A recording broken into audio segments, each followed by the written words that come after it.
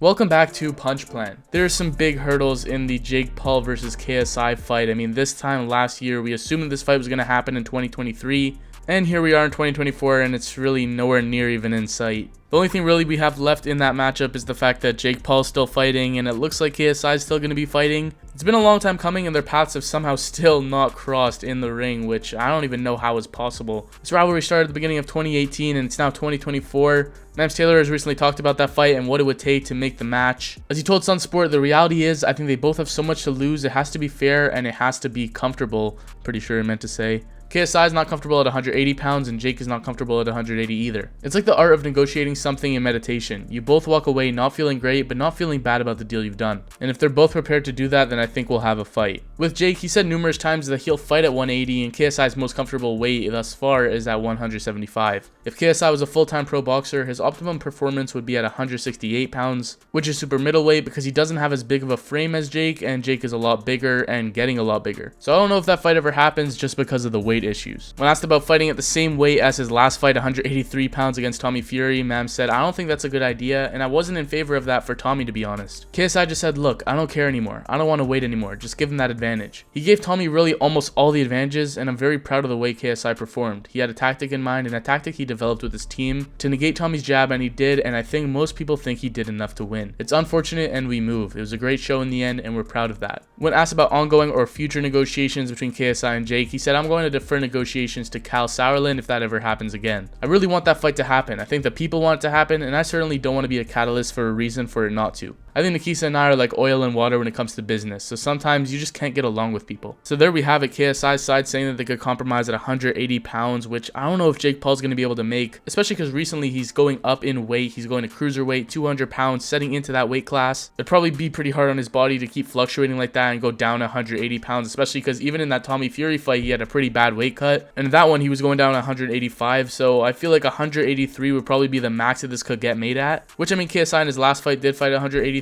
pounds against Tommy, so maybe it could happen. But there's now a big size discrepancy between them. But if both guys continue boxing, if they continue this trajectory, it's just going to be wanted more and more by the fans as the days go on, and this rivalry is just going to keep going, keep getting heated, and pretty much continue. So hopefully eventually it ends. Hopefully eventually they get in the boxing ring, they settle the beef. So yeah, that's it for now. Let me know in the comments down below if you ever see this fight even getting made. Do you think it has a chance to happen in 2024? Maybe 2025? Who knows? With that being said though, thank you guys so much for watching. KO that like button, subscribe to the channel for more, turn on your notifications if you want to stay updated. Take care and peace.